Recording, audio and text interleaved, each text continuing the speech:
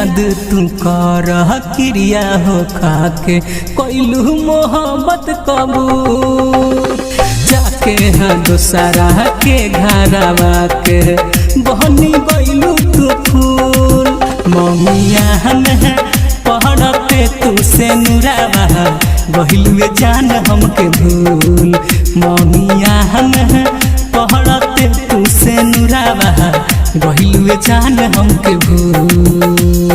DJ Manish Raxaul अपना studio Delhi.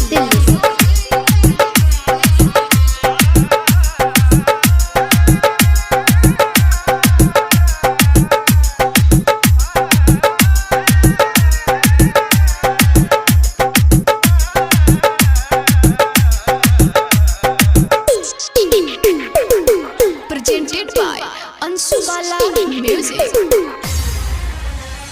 तोहर चक्कर में हम हो गई शराबी छोड़ी के चल गइलू रहे का खराबी।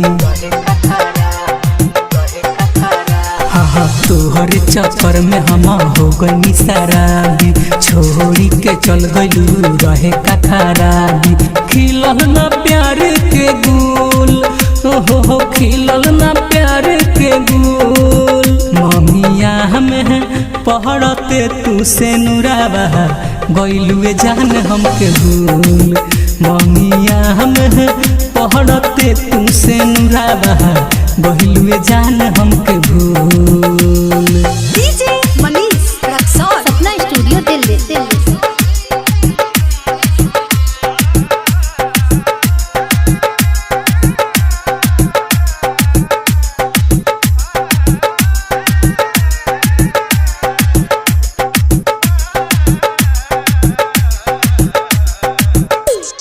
Presented by अंशु बाला म्यूजिक।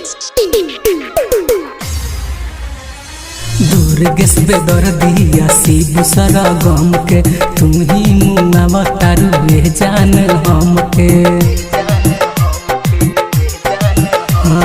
दूर गस बेदर दिया शिव सरा गम के तुम ही मुंगा तारू ले जान हमके।